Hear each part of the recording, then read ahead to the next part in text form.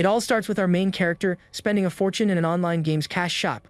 He complains that even with so much money, the odds of getting good items are super low. This is Tatsumi Ko, a rich kid who lost his parents and now lives alone with his sister. But fate was cruel to the young man as he was diagnosed with a terminal illness. The doctors told him he only had 3 months to live, so he decided to do everything he ever wanted. His final challenge was to reach a level no one had ever achieved in his favorite game.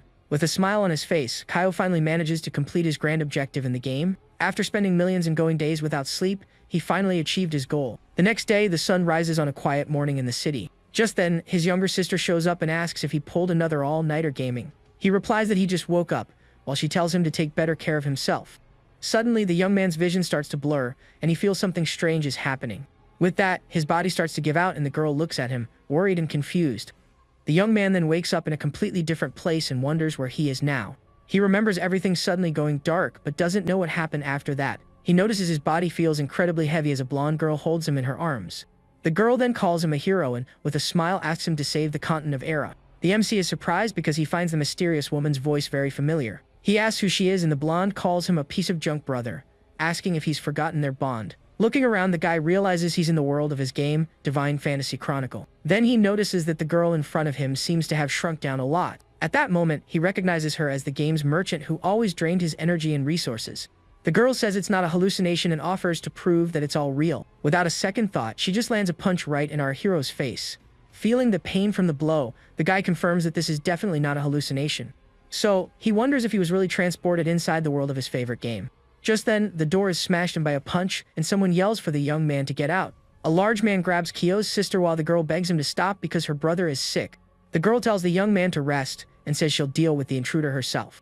The MC is confused and calls her Lady Runa, asking what she's doing there. The girl finds his question strange and says that this is their house, so of course she'd be there. The MC is confused because even Gyu is someone from the real world and wonders what he's doing there. Then the little merchant says she'll explain everything and reveals that the young man should have already been a goner. She continues saying he was the only one to complete a secret quest, so the system revived him. The fairy says the bonus increases with spending, but he overdid it and his weak body couldn't handle the strain. The young man wonders if he spent so much money he went broke, and the little one scolds him for it. But she tells him not to worry because she prepared some special items to deliver herself. Just then, the villain says he wants Runa and gives 2 choices: either agree or his family is history. The man then starts counting to 3 while Kyo's sister calls him a huge coward. Our hero thinks that he doesn't understand everything, but now he knows what he needs to do in this situation. The brute gets impatient with the delay and prepares to attack with a powerful punch. He leaps toward Kyo and says that since the kid won't choose, he'll decide for him. Calmly, the MC just raises his hand to stop the blow that was coming straight at him. Effortlessly, he blocks the punch and tells the intruder that he's in a really bad mood right now. The big guy is shocked and can't believe his attack was blocked so easily. The young man says that in game terms, the enemy is just a low-level, powerless martial artist. On top of that, he's wearing special armor that the little fairy gave him earlier. At that, the little fairy gets annoyed and yells that her name isn't Shorty, but Fu. The villain becomes furious with the resistance and orders his goons to finish the MC off. With malicious smiles, Goose servants prepare to launch their magic attacks. The brute claims he wasn't kidding when he said he'd wipe out the entire Tatsumi family. But Kyo says he doesn't care if they're NPCs or humans and pulls out a divine dagger. Then, with a single swift movement, he attacks and cuts through all the enemies at once. The young man says he'll show everyone the true power of a pay to win champion. In the blink of an eye, all the henchmen are defeated and fall to the ground unresponsive. Our hero then cleans his weapon with a cold and indifferent expression on his face. Suddenly, the bedroom door opens and a new figure appears, surprising Kyo. A muscular woman shouts for the young master and says to take the bodies to be buried. The MC realizes that just as he thought, Ms. Toki also came to this world. He asks if she was hurt, and the woman says they were tricked and lured outside. The housekeeper hugs them both tightly and cries, saying she was worried about what happened. Being crushed in the hug, the young man says he's glad she's okay and safe. Just then, Runa warns him that the Izumi family won't let what happened to their goons slide. Ms. Toki agrees, saying they will certainly come for revenge, and they're all goners. She then says the Izumis are trouble and asks the master how strong he is now. The young man begins to explain that in the game, professions have ranks like skilled, elite, or legendary. As an example, he mentions Ju, who is a second-rate martial artist with a skilled level. Then, with a confident look, he indicates that his own power is on a completely different level. Our hero maintains his smug smile as he prepares to reveal his true strength, but he tells Toki that his level is lower than a trainee's and probably entry level. The woman is in shock, and he points to a green mark that is supposedly the sign of his low rank. Even Runa is very surprised by this revelation and doesn't understand the situation. In a panic, the housekeeper tells the young lady to grab her things and the master to run for it. The woman says she will hold off the Izumi family alone so the group can escape in time. Kaio calms her down, saying that even with this rank, his items can handle level 3 enemies. The young man then smiles and offers some books to his housekeeper. The woman is confused and asks what those objects he handed her are. She complains that just looking at the books gives her a headache. At that moment, Runa seems determined to do something important, so she takes one of the books and says she can't depend on others forever. But upon looking at the contents, the girl is quite surprised by what she sees. The pages showed some secret techniques with very peculiar illustrations. The young lady's face turns red, but she holds the object tightly. The book she picked up was called Divine Arts of Charm. Kaio thinks that there's no way he would let his younger sister learn that. He says she doesn't need it, and the girl replies that it might be useful in an emergency. A short time later, the young man is reading one of the other books he picked up. The housekeeper appears, full of energy, and says she tested the breathing technique from the book. Our hero is satisfied and thinks that the system's items are indeed top tier. But he gets annoyed when he sees he can only read chapter 1 and the rest is locked. Suddenly, the little fairy appears and floats behind the MC while he reads. She sits on his shoulder and teases him, saying he can't wait for the rest. The merchant says he'll only be able to see the rest when his level finally increases. Annoyed, Kaio tries to hit the creature, but she easily dodges the blow. Next, we see the young man at Lake Izumo, and he complains that he'll have to fish all day. He finds it ridiculous to be a newbie and need a level 4 material to level up. The item he needs is the liver of the Golden Scale King, a very rare fish to find. Fu then explains that this is because he has 10 different professions.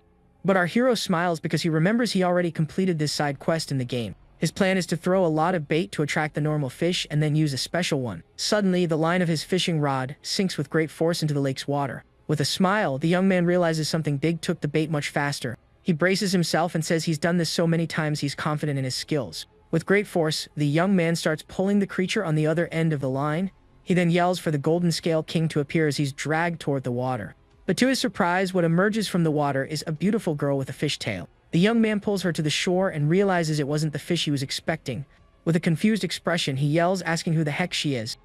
The mysterious girl just looks at the bait that hooked her without saying anything. She then introduces herself as Sina and thanks the young man for saving her. Our hero denies it, saying he didn't save her because he was just fishing. Sena explains that his bait helped her escape, and the young man asks if she ate it all. The MC doesn't remember any mission like this and tries to recall it. At that, the little fairy says there are many things he still doesn't know about this world. With a mischievous smile, the young man asks if she's going to give him some kind of reward. He pinches her cheek and tells her to return the bait and catch the fish for him. The girl apologizes and says the lake is dangerous and she's already eaten all the food. But she promises she'll never forget his kindness and will repay the favor one day. The young man gets annoyed because promises for the future don't help him at all right now. He then dismisses her, saying a woman around would only get in the way. The girl then asks if he really doesn't want anything in return for helping her. But suddenly she gets close and gives the young man an unexpected kiss. Our hero is completely shocked by her action while she seems to be enjoying herself. He pushes her away and asks what she's planning since she wasn't content with just the bait. With a smile, the girl says she has marked him so she can find him whenever she wants. Then she says goodbye but adds that before she goes, she has one last request. At that, her fishtail transforms into a pair of human legs.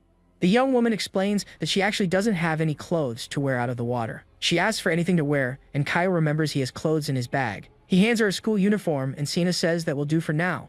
She thanks him and promises that one day she will come back to repay his favor. After she leaves, the MC thinks of another method to get the rare fish. Suddenly, a strange noise echoes through the gorge, catching his attention. Then, a bizarre creature resembling a giant wolf appears in front of him. But Kaio isn't scared and asks what kind of dog that is, thinking about taking it with him. However, the young man jumps off the cliff towards the beast and two people nearby. The man is startled and believes a level 4 master has come to save them. With a furious look, the creature stares down our hero, who is approaching quickly. Next, the monster begins to gather a large amount of purple energy, and fires a powerful attack towards the MC, who is still in the air. But the girl says he's not flying but jumping to end his own life. With that, a huge explosion occurs, destroying part of the surrounding scenery. The man believes the young man sacrificed himself to give them a chance to escape. He promises they will come back later to retrieve the body and give it a proper funeral. However, Kaio emerges from the smoke, landing on the beast's back without a scratch. The old man, watching from a distance, is completely in shock at the scene. He runs up to the young man and asks if he's okay and what happened to the wolf. Our hero replies that he's fine and that the creature is probably fine too. Behind him, the giant beast now looks like a docile and happy puppy. The young man then sits down and orders his new pet to take him to the king of beasts.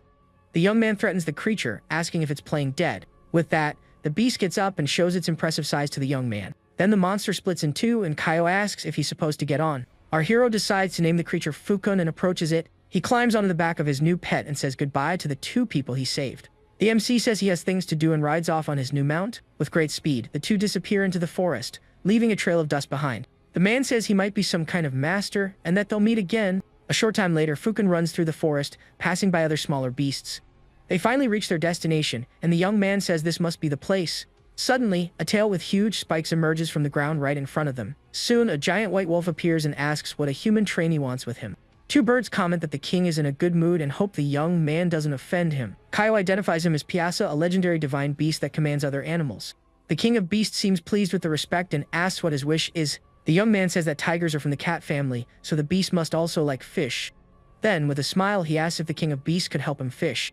The audacity of the request leaves the observing birds completely shocked. With a furious expression, the white wolf asks what the young man just said. The creature shouts and challenges him to repeat the request to see what happens. But our hero remains calm and fearless before the beast's giant mouth. He says it's not a free favor and that the creature's breath is awful. The provocation makes the king of beasts even more irritated with the human's attitude. At that moment, the birds fly away, scared by the unfolding situation. The white wolf says the young man is too cocky and has the nerve to provoke him. Then he floats and threatens to send the young man's soul straight to the underworld. The MC turns his back, and the creature asks if he knows why it's the king. With a serious expression, our hero says he finally understands the situation. He quickly dodges an ice attack that Piasa fires in his direction. The creature glares at him with its glowing eyes as it prepares to attack. The MC jumps and prepares an energy strike against the giant beast. In response, the white wolf fires a blast of ice from its enormous mouth. But our hero's attack is faster and shatters one of Piasa's fangs. The creature is shocked and says the filthy human was hiding his power. With a red aura, the beast says the young man managed to make it very angry. The young man shows the broken fang and says its anger rotted its gums. Then he asks if the creature feels better now that he pulled out the tooth. The king of beasts is completely speechless at the MC's attitude. Piasa realizes the unbearable pain is gone and its strength is increasing. The wolf thinks it needs to be careful because the blow had level 4 power. Then the creature asks what his goal is and asks him to fight without tricks.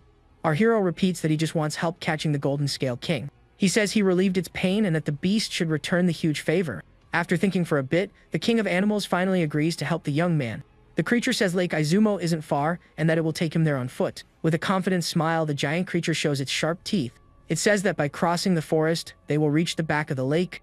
Our hero finds it strange and doesn't remember that path existing in the game. Suddenly, as they walk, green vines with thorns emerge from the ground. The magic plants quickly wrap around the young man's legs and trap him. He is then thrown into the air by the vines that captured him.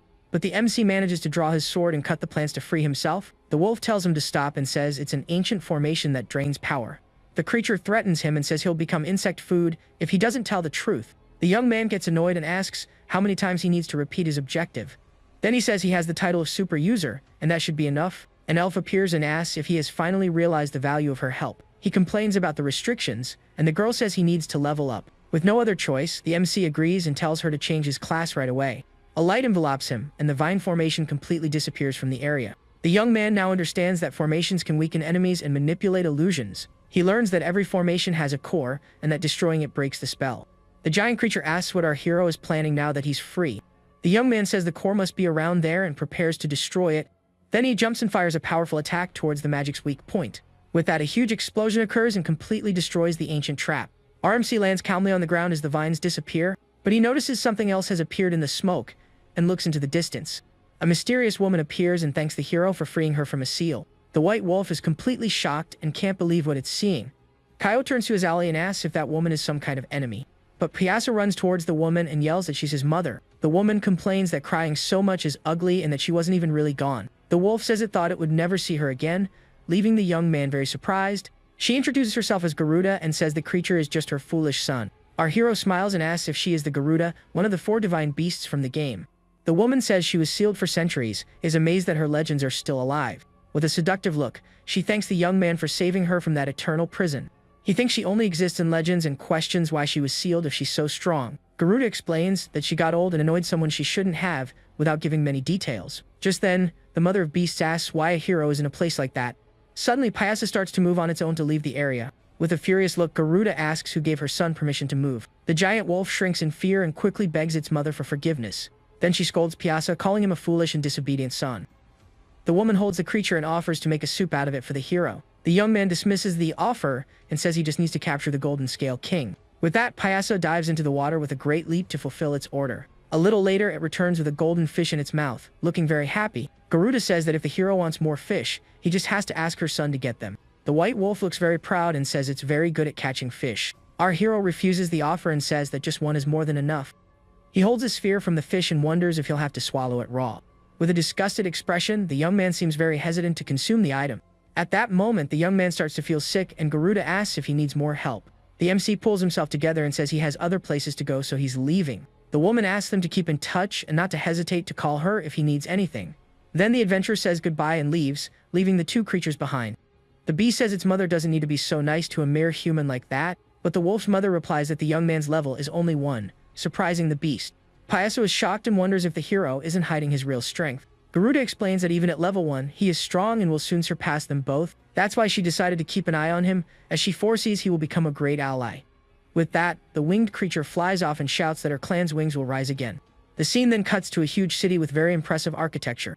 Arriving at a shop, a vendor informs him that the total for the purchase is 7,200 zomi. The man says that in his shop he can pay with zomi or with gold coins. Our hero is shocked by the high price for just a few simple items. At this, the vendor gets angry and asks if the young man doesn't have any money. Then the man kicks our MC out of the shop for wasting his time. Once outside, the young man complains that the vendor didn't have to yell like that. Just then, the elf appears, and he laments not bringing more money for the mission. He holds the fairy and complains that he already ate the liver of the Golden Scale King. But now the system is asking for 3 flash stones, 3 ore, and 1 holy gem. The girl defends herself, saying it's not her fault as the system decided it. The young man thinks the holy gem will be difficult, but the others won't be too complicated. With that, he starts walking through a market, looking for a way to get the items. Suddenly, he spots a fortune teller's shop and decides to check it out. A sign says that the past fortune reading reveals the future 3 times a day. Inside, he sees the fortune teller, who is a very beautiful woman sitting elegantly. Inside the shop, a man with spiky hair asks the fortune teller, Rita, to read his fortune. The woman refuses the request and says they don't have any special connection. But the client insists and offers a large bag full of gold coins to her. At that, the woman's eyes sparkle upon seeing the enormous amount of money. She changes her mind and says she was mistaken, because they do have a strong connection. Then the fortune teller tells the man to finally say what he wants to divine. Outside, our hero watches the whole scene with a very thoughtful look. With a smile on his face, he thinks that a fortune reading might be a good idea. Next, the young man walks through the bustling city streets looking for a good spot. He sets up his own stall, promising to read anyone's fortune on the spot. The fortune teller sees her clients get her new and bold competitor's stall. Angrily, the woman goes to the MC's table to confront him. She questions him and asks if he's trying to make fun of her. The young man mocks her for only reading the fortunes of those with a supposed connection. The girl smiles and asks if he doesn't like the way his big sister does things. The fortune teller proposes a divination contest to see who gets to keep the business. With one finger, she lifts our hero's chin in a very provocative way. Then the woman says that whoever loses the challenge will have to leave this place. The young man replies that unfortunately, he doesn't have any fortune teller's dignity to bet. But he accepts the challenge without a second thought because he needs a lot of money. With that, the girl gets excited and says the deal between them is sealed. The little fairy then announces that the divination competition is about to begin. The first question is to guess the color of the next person's clothes to pass by. The fortune teller bets on purple, while our hero says it will be yellow. Suddenly, a mysterious woman with a staff appears in the middle of the empty street. The little fairy is shocked and says they both got the answer right for the first round. The young man says that next time, he'll be much more precise in his divination. Then the fairy asks the second question about the hairstyle of the next person to pass by. The fortune teller guesses it will be short hair, while the MC bets on a bald person. A bald man appears, and the little fairy can't decide who won the challenge. Suddenly, the fairy asks about the weather, and the sky starts pouring rain. The fortune teller is speechless and wonders how she could have lost the bet. The elf congratulates our hero, who smiles victoriously with the result of the contest. With a confident air, he reveals that he didn't get the title of super astrologer for nothing. It's explained that this secret profession can even change fate. The little fairy says that's why she helped him with the question about the weather. Rita accepts her defeat and says that, as agreed, she will leave that place. But our MC keeps an eye on the crystal ball she used for divining. The woman notices his interest and offers the item as a farewell gift. With a mischievous smile, the young man asks if she's sure she wants to give him the object. She then says yes, but he'll have to pay 5,000 zomi, leaving the young man shocked. The girl explains that since she lost, she now needs to change jobs to survive. The hero makes a counteroffer and says he won't pay more than 2,000 zomi. Rita accepts the amount and throws the coins in the air, sealing the deal between them. With a flushed face, the fortune teller seems a bit embarrassed by the whole situation. Suddenly, the girl gets close to the young man, leaving him very surprised. She then gives him a kiss on the cheek as a special bonus for the deal. Embarrassed, the woman says they can't go any further than that and pulls away. The young man smiles and says he hadn't said anything about going further. With her back to him, Rita wishes him good luck and walks away down the rainy street. The hero watches her and thinks he needs to earn money for the crystal stones. Back at his stall, he prepares to serve his first customers. Just then, the man from before appears with his guards and calls him a huge fraud. With a serious look, the MC asks what they just said. The The man explains that Rita appeared in town about a week ago. Her skills were accurate, and she caught the attention of Lord Bruff. So the noble paid a large sum of money in advance for her help. But after receiving the cash, the fortune teller said only her teacher could help. And then she simply disappeared, and Lord Bro's situation only got worse. The young man asks why they are surrounding him instead of looking for this so-called teacher. At that moment, the young man hears a whisper calling him master and gets spooked. The leader of the guards says it can't be anyone else because everyone heard the conversation. With that, the hero realizes he's fallen into a trap and was tricked by the fortune teller. So the man gives him two options: return the money or solve the problem. The elf appears and says there's really only one choice, and the young man agrees. Then the little fairy leaves, saying she'll meet him there, leaving him behind. The MC yells in anger and asks why she jumped the gun like that. With that, the leader of the guards gets annoyed and orders his men to capture the young man. Without a second thought, the adventurer starts running through the streets to escape. He dodges the sword attacks of his pursuers with great agility. The young man thinks his physical level is low, but escaping them won't be a problem. With a quick movement, he jumps high into the air to escape the guards. But upon landing on a roof, the fragile structure breaks under his weight. The young man is shocked and complains that the roof was way too flimsy. Seeing the guards approaching, he knows he can't get caught no matter what. In the middle of his fall, a woman appears, and the hero ends up grabbing onto her. The young man's face is pressed against her chest, leaving him in shock. His hand ends up in a very unexpected and embarrassing place. At this, the guards are surprised to see the scene and the woman on the ground. The elf appears and comments that he's as clumsy as ever. The leader of the guard says that now the young man has no way to escape. The hero looks at the woman on the ground and recognizes her from somewhere. She questions him and asks what the heck he's doing in that place. The scene then cuts to a large and very luxurious building in the city. Inside, the woman introduces herself as Rin and says the hero saved them in the past. With an embarrassed look, she thanks him very much for the help he gave. The young man finally remembers her and introduces himself as Tatsumi Kaio. The man next to her tells Captain Sieg that it was all a misunderstanding. But Sieg doesn't care and insists he needs to take the young man to Lord Bruff. The head of the Chamber of Commerce looks at him with a very intrigued expression. Sieg glares at the head of commerce, but says he doesn't care about the young man's situation. He states he just wants to take the young adventurer to solve the Lord's problem. Then the guild leader asks why he's going to such lengths for an outsider. The man reveals that our hero is a valuable client and questions his intentions. Sieg asks what to do, since the young man inherited the fugitive fortune teller's talent. With a thoughtful look, the leader of the Chamber of Commerce suggests a plan right there. He proposes that Tatsumi solve the noble's issue, but without taking responsibility. However, if the boy succeeds, he should be well compensated for the service. Hearing about payment, the MC smiles and says he accepts the job on the spot. The scene cuts to a huge and gloomy castle belonging to Lord Bruff. Upon entering the hall, Sieg announces he has brought the young man to resolve the situation. Sitting on his throne, the imposing-looking noble tells them to approach. The captain warns the hero that he cannot reveal anything he sees inside. The young man gets nervous at the warning and wonders what the heck he's gotten himself into. Sieg then begins to explain what his master's real problem is. Without beating around the bush, the noble reveals that he's pregnant, leaving the young man in shock. The MC is completely shocked by the Lord's absurd revelation. He shouts in desperation and asks what the heck is going on in there. With a hand on his belly, Bro explains that it's all the fault of a malignant spirit. The young man understands and says his profession can also remove curses. At that moment, a little boy approaches and asks if his father will be okay. With a smile, the Lord tries to calm the boy, telling him not to worry. But the child explains that his brother is already gone, and he fears losing his father too. Then Bruff reveals that he is adopted, and they both start crying together. Tatsumi interrupts the drama and asks them to show him where the spirit is. They then leave the castle and go to a dark and very rocky area. Sieg points to a cave and says the malevolent entity is inside. Walking through the place, the captain says a master has already been called for the exorcism. Inside, the young man sees a woman being restrained, and Sieg says he will be paid for his help. But the young man notices the danger of the fire in the area and becomes very concerned. The young man looks at the situation and thinks the job seems pretty easy to do. But the exorcist warns him not to act on his own and interfere with the ritual. He says if the young man interferes, he will have to take full responsibility. Sieg then explains to the master exorcist that they brought the young man to help. Barnes' assistant tells him to relax because the master can handle everything. The MC crosses his arms and says he only cares about the payment in the end. With that, the master continues the ritual, concentrating his power on the malevolent entity. He then summons a huge holy cross that glows with a very intense light. The assistant is impressed with the ease with which his master used the magic. Then the exorcist orders the malignant spirit to be completely devoured. The cross descends with speed towards the demoness who is chained up. The attack hits the target dead on, and the assistant shouts with excitement at the blow. With a confident smile, Barn believes the spirit was destroyed by the attack. But the entity appears intact behind him and questions him for interfering. The exorcist is in shock and can't believe what just happened. In disbelief, Barn attacks again with his holy sword, but to no avail. The malevolent entity smiles and stops the blow with impressive ease. Then the demoness grabs him, and the exorcist realizes she is much stronger. Our hero then warns the assistant that his master is going to be done for this way. But the assistant gets angry and says the young man doesn't know how incredible his master is. Tatsumi explains that Barn used his own soul and his energy is running out. The man then grabs him by the collar and challenges him to repeat what he said. With a cold look, the MC tells the assistant to let him go immediately.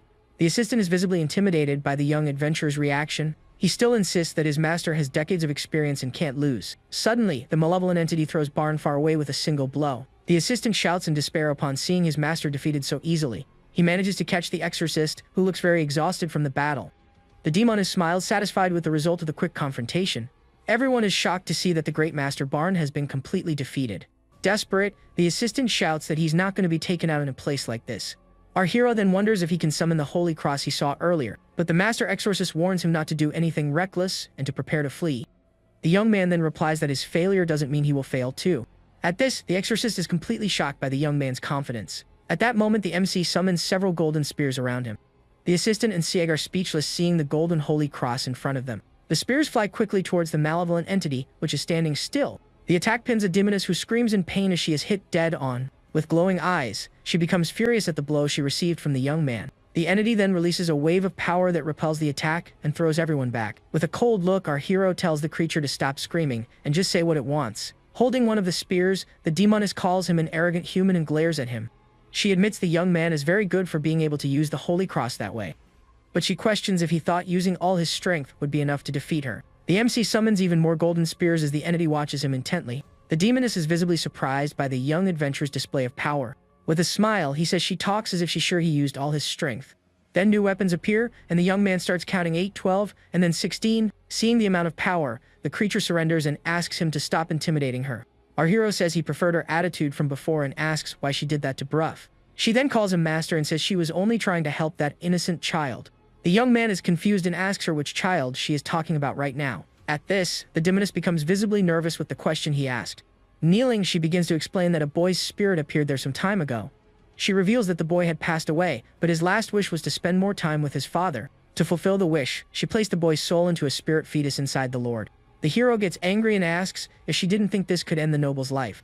The entity admits she didn't think about that, and only did it out of goodwill without harming humans. Tatsumi notices she doesn't smell of blood, so she's probably telling the truth. The young man says he won't finish her off now, but needs to confirm the story with the noble. At the cave exit, Captain Sieg appears and asks if the master has resolved everything.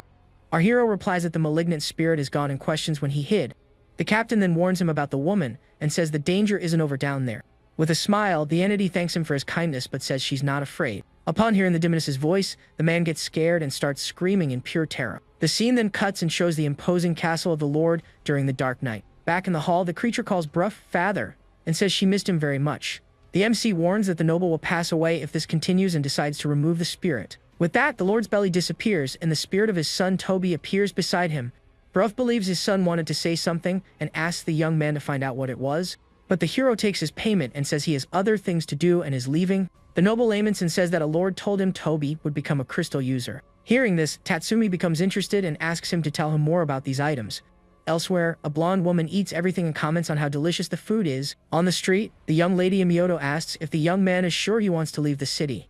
He replies not to worry because he has already gotten the information he wanted about the crystals. The girl then hands him 2,700 in crystals and another 3,000 gold coins. The MC is furious, remembering that an old man had charged him 7,200.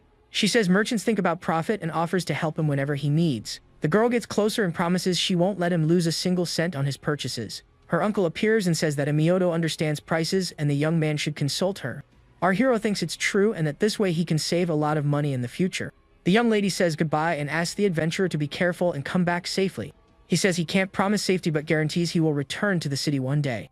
The scene then returns to the masked blonde woman who is still eating peacefully. Tatsumi approaches her and tells her it's time to go, but she complains she hasn't finished eating. The MC then sets off on his journey through the streets while being watched from afar. The uncle asks Miyoto why she didn't try to stop the departure of the young man she likes. She says he is a traveler and decides she will expand her business across the entire continent.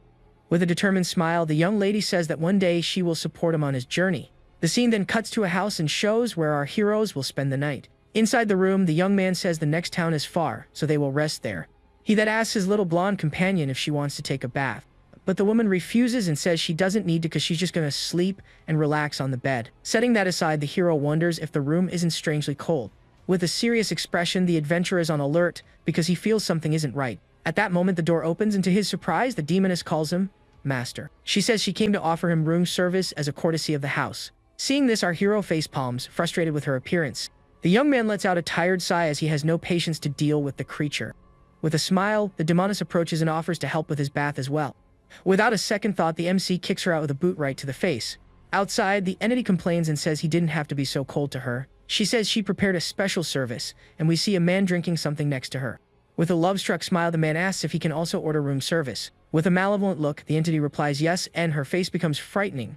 At that moment, the man's body begins to swell, and he screams in pure terror. Then he runs down the hallway, screaming that he saw a ghost in his room. Other adventurers appear and ask what happened and where the spirit is. Back in the room, the hero pulls the entity inside, and she says he was rude. Inside the room, the young man questions why she is following him everywhere. Meanwhile, the little blonde companion sleeps peacefully, unconcerned. The demoness then says that to explain everything, she needs to tell her story first. She introduces herself as Vivian and says she sacrificed herself to protect her former master. In short, she wants to rebuild her body because she's tired of wandering as a spirit. The young man asks what she wants, and Vivian promises she will belong to him if he helps her. Hearing this, our hero seems to consider the proposal with a very serious expression. The blonde explains that for this, the power of a level 5 astrologer is needed. The entity is confused by the information and asks if his level is only 1. Still in bed, the little blonde mutters something while stretching sleepily. Vivian then asks if he really defeated her being just a level 1 newbie. She says if it's him, he can definitely reach level 4 and entrusts her soul to him. The young man warns her that this means her life is now in his hands. The entity says that without that determination, he wouldn't agree to help her anyway. At that moment, her soul floats towards the hero, who accepts it without hesitation. The MC agrees to help her when he reaches level 4, and Vivian is radiant. But the adventurer says that in return, she will have to do something very important for him. The demoness agrees and starts taking off her clothes, and he asks why she's doing that. She says she's never had certain experiences and wanted to offer him something unique and special. The young man interrupts her and asks her to go check on his house that he left behind. He also decides her name is too long and will call her Vivi from now on. The hero asks her to go today and tells her not to scare his family there. Vivi misunderstands everything and says sharing a bed is a duty, and the young man desperately denies it. Out of patience, he hits the demoness with a blow that sends her flying into the room's wall. The blow hits the little blonde, who wakes up furious and asks who dared to disturb her sleep. Angrily, she says she won't forgive it, and Vivi desperately apologizes for the mistake. The scene cuts, and we see that our hero and his companions have finally arrived in the city. The young man complains that he can't read the map Zoro drew for him. On the street, a 32-year-old man named Wayner introduces himself to a young lady. He says his family owns property and that he's single and available. The man then asks the young woman's name, which is Tina, and asks her to talk about herself. The girl seems to be thinking about asking our hero for help, who is watching from afar. At that moment, the little companion pulls on the young man's clothes and asks him to buy something. But the MC ignores her and focuses on his mission to find the holy crystal. The little blonde complains that she needs to eat because she's still growing and needs nutrients. Tina says she likes to sing and watch plays and asks the man what he likes. With a creepy smile, he says he loves her hand and wants to possess it. The hero gives up on asking for help because he doesn't want to be interrupted by his companion.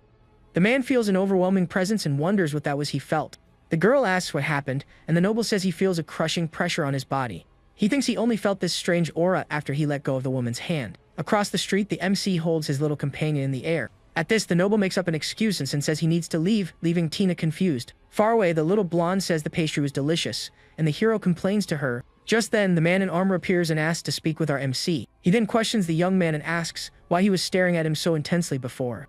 The hero gets nervous and wonders if the warrior is angry because he ruined his flirting. The young man lies and says he just wanted to ask for directions, but has already solved his problem. But the noble doesn't believe this excuse and says the adventurer won't fool him. With a furious look, the man prepares to start a fight against our hero. A red lightning bolt comes towards him, but the MC defends it with his weapon. He counterattacks with a quick strike, and the warrior defends himself with a fireball. Weiner is impressed with his power and questions if a nobody could do that. Our hero holds his dagger and finds it strange because he only tried to dodge the incoming blow. With a maniacal look, the noble accuses him of being a shadow hunter who came to capture him. At that moment, Tina appears and asks the warrior what exactly is happening there. The girl seems determined and thinks she can't let this great opportunity slip away. Our hero tries to calm the situation and swears it's all just a misunderstanding. But the man shouts that he loves women's hands and asks if the young man has a problem with that. The adventurer is completely confused and wonders what the heck this lunatic is talking about. To prove his point, the noble shows a hand he was holding the whole time. Then the weird man starts licking the object and says he can't resist collecting them. Our MC makes a disgusted face and doesn't seem impressed in the slightest. From a distance, the girl watches everything in horror and calls the warrior a total pervert. With a malevolent smile, the noble says now that they know his secret, he won't let them leave. The young man replies that nobody asked anything, and it was he himself who started spilling the beans. Ignoring the comment, the weird man advances with an energy-filled punch towards him. But the hero activates his golden scale armor ability to defend against the blow. With that, our adventurer's fist manages to block the noble's powerful attack. The hero's blow repels the noble, who feels electricity course through his entire body. At that, the hand the warrior was holding explodes on the ground in a large fireball. The little blonde complains that a piece was left behind, and the hero thinks about burying the rest. Then, with a shovel in hand, the MC buries the remains so no one will find them.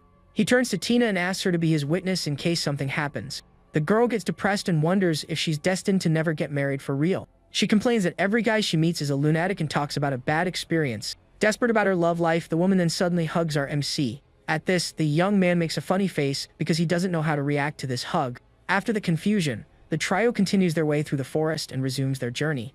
He wonders if he got Vivi's soul and notices his powers have been enhanced. His companion praises his items and says she's looking forward to his new creations. Finally, they reach their destination, which is the imposing mansion of Manarna. In front of the place, two mysterious figures await the arrival of our adventurer. Inside the hall, the hero approaches the two people who seem to be waiting for him. The MC notices the guards have a powerful aura and thinks Manarna is important. Then Tina advises our hero to hide instead of standing in the middle of the hall.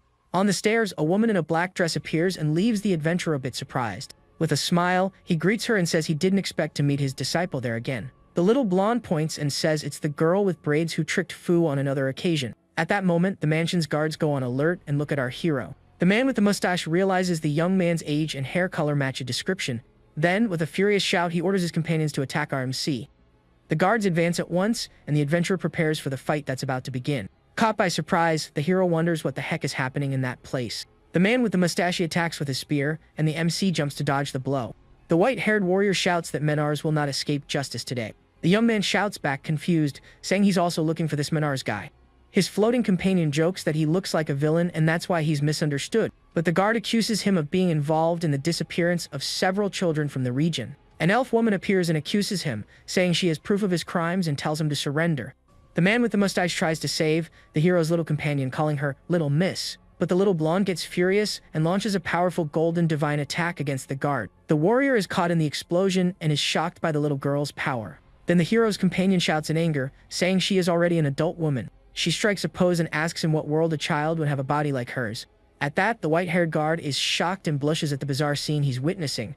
His nose starts to gush, and he's labeled a pervert by his own subconscious. The other guard ignores her fallen colleague and warns the hero that she'll finish him in one blow. With a sadistic look, the woman says she loves the sound sinners make when they are punished. Our MC doesn't waste time and quickly advances towards his new opponent. The warrior is surprised because she didn't expect the young man to be as fast as she was. She tries to hit him with a hand strike, but he is much faster than the woman. With that, the hero mobilizes her and says it's a pity because she didn't stand a chance. He throws her to the ground and warns that boasting doesn't guarantee victory in a fight. The hero explains the whole situation to his disciple while the fallen guard watches from afar. The girl asks if the misunderstanding has been resolved, but the young man asks for his money back. With that, the guard with the mustache admits they were hasty and jumped to the wrong conclusions. He introduces himself as Rito and says he will explain everything about this Menars they are looking for. The commander recounts that Menars was a cleric but is now linked to the disappearance of children. Rito explains that one victim looks similar to the hero's partner, which is why they were confused. But the little blonde gets furious and threatens him with another attack if he continues to be rude. The leader ignores the threat and says the two defeated are elite hunters from his troop. Then the warrior on the floor explains that she joined the group for a very simple reason. She says she can punish culprits without suffering consequences and gives a very evil laugh. The white-haired guard shouts that he joined the troop to protect little girls. But his partner questions him because he didn't seem excited in the case of adult women.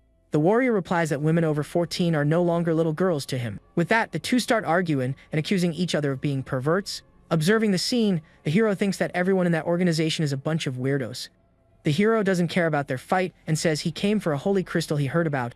Then Rito praises the young man's fighting skills and asks for his help if Menars appears. The white-haired guard agrees and says the adventurer even managed to defeat him. But his partner shouts that he only fainted from excitement upon seeing the little blonde and calls him a pervert. The MC sighs and agrees to help since they seem so desperate. With that, the commander is happy and invites the young man to investigate the place together. The group then goes up the mansion's stairs to start looking for the cleric. On the way, the hero's disciple says they haven't finished their previous conversation. The girl explains that she used a trick because she just wanted her master to come to that place. She whispers that her fat friend is fine, so it's no problem to lie a little. The young man is shocked and questions her, asking if she knew everything from the beginning. With a smile, the girl with glasses replies that she predicted everything that would happen there. She boasts that her skills are incredible in all aspects, not just in fighting. He then warns her to make sure she pays him when they find the holy crystal. The disciple turns her face and pouts because she didn't like her master's comment very much. Inside the mansion, the trio of shadow hunters enters a dark, cavernous passage. Suddenly, the woman stops and asks her commander if he heard something from ahead. The white-haired guard shouts and points to something he found at the end of the passage. There they spot a white-haired girl who seems to be trapped in red crystals. The warrior wonders if the girl is one of the victims captured by Manars. With an emotional cry, the white-haired man tells the girl not to cry anymore. He then advances and promises to protect her with his large and sturdy battle shield. But the trapped girl blinks in a strange way and doesn't seem helpless at all. Suddenly, she transforms into a terrifying monster with sharp teeth and a malevolent gaze. The commander and his partner are completely shocked by the girl's transformation. The creature advances and attacks the white-haired warrior with a powerful kick to the chest. With a malevolent laugh, the monster knocks him down and pins him to the ground without any difficulty. His partner shouts in anger and advances to try to save her idiotic companion. She tries to punch it, but the creature uses a crystal as a shield to block the blow. With that, the monster counterattacks by launching spikes that hit the woman dead on. The creature lets out a cry of pain as it's hit by a blue energy attack. The commander recognizes it as a puppet and yells for his subordinate to finish it off. But the white-haired guard hesitates because he can't bring himself to attack such a young girl. At this, the abomination gets angry and advances once more to attack the group of hunters. Seeing his friend in danger, the leader steps in front to defend against the creature's blow. Suddenly, a swift shadow passes by them, wielding a red and black dagger. Our MC appears out of nowhere and attacks the monster without any mercy or hesitation. With a single precise blow, he defeats the puppet, which falls to the ground, shattering. Rito thanks him relieved, while the hero wonders if he did the right thing by eliminating it. The commander then kneels and questions what kind of terrible sorcery was used there. With a serious expression, he says he has a suspicion about the MC and his group. Shortly after, the team finds a new room that looks like an archive or library. Rito picks up a book and says Manars might be connected to an ancient, forbidden army. The disciple explains that they sacrificed people to create blood crystals and gain power. She concludes by saying that because of someone named Murray, thousands of people died on the continent. The girl with glasses recounts that Murray fought alone against Crusaders 20 years ago. Meanwhile, Rito finds a drawing of a demon in a book and seems to know what it is. The document says the forbidden technique was improved and that one type of person is ideal for it. Then our MC completes the sentence and asks if that individual would be a child. The leader of the hunters looks embarrassed and confirms the young man's terrible suspicion with a smile. At that moment, the group's warrior finds a strangely well-preserved cabinet in the corner. The commander says that if this is linked to Murray, they should leave the mansion immediately. He admits they are useless against users of such powerful and forbidden sorcery, but the hero ignores the warning and decides to open the cabinet to find out what's inside. His eye glows with a strange light as he stares in the dark interior of the furniture. The leader of the hunters is shocked and yells that this is undoubtedly Moray's work. Inside, they find jars with preserved hands, and the commander says he used to collect them. With this, he despairs and asks the MC to retreat because this is beyond them. The young man then turns and asks a very strange question to the group of hunters. He asks if anyone has ever seen the face of Moray or Manars, leaving the commander confused. With a smile, the young man says he was thinking and maybe their target is buried there. Shortly after, the group gathers around a hole where they find a body at the bottom. Rito recognizes the face and says he used to see it on wanted posters 20 years ago. But the commander is confused and asks how the adventurer knew the body was there.